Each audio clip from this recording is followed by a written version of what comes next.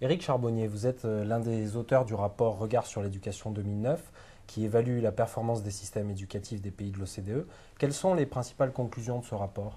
Il y a trois grandes principales conclusions. Tout d'abord, l'expansion des systèmes d'éducation. Quand on regarde par rapport à il y a 20 ans, on voit que dans tous les pays, maintenant, le niveau du secondaire est devenu la base de référence et la plupart des jeunes, plus d'un jeune sur deux va aller à l'université. Donc ça, c'est une des grandes tendances.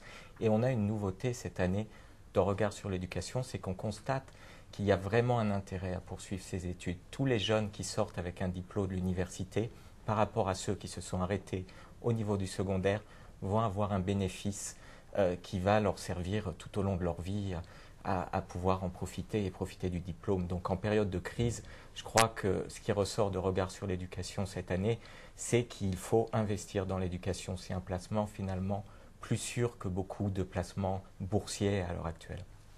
Donc justement, vous pensez que la crise actuelle va avoir un impact sur le nombre d'étudiants inscrits, également sur la durée des études. Alors que devraient faire les gouvernements? Mais les gouvernements, ils vont déjà avoir une grande difficulté aujourd'hui pour continuer de financer leur système d'éducation. On voit dans Regard sur l'éducation depuis une dizaine d'années une augmentation de l'argent public, mais aussi une augmentation de l'argent privé dans les systèmes d'éducation. Alors aujourd'hui, avec le début de la crise économique, on peut s'interroger comment les pays vont faire face à l'expansion de leur système d'éducation, parce que les étudiants vont continuer à poursuivre leurs études, et en même temps au manque de ressources qui existent dans un grand nombre de pays. Donc c'est vraiment le défi aujourd'hui, peut-être avec le même argent, d'être beaucoup plus efficace pour les systèmes d'éducation. D'accord. On sait que le gouvernement français actuel a engagé des réformes du système éducatif. Est-ce qu'elles vont dans le bon sens? Alors il y a un grand nombre de réformes qui vont dans le bon sens. Si on prend le primaire et le secondaire, la France avait des forts taux de redoublement, beaucoup plus forts que dans la plupart des pays de l'OCDE. On cite souvent la statistique qu'à l'âge de 15 ans, il y a un élève sur trois en France qui aura redoublé au moins une fois.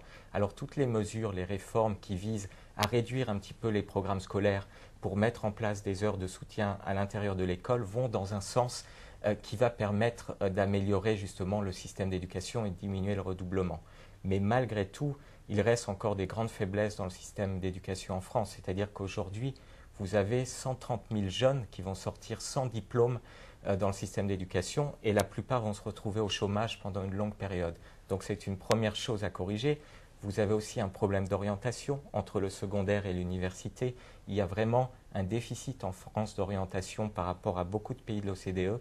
Enfin, il y a tout un travail à faire pour rendre plus attractif sur le marché du travail certaines filières universitaires qui sont vraiment déficitaires. On peut citer les filières en sciences humaines où vous avez 60% des diplômés de maîtrise en France de sciences humaines qui vont être sous-employés 5 ans après l'obtention du diplôme. Donc il y a vraiment encore de nombreuses réformes à faire en France pour améliorer le système d'éducation.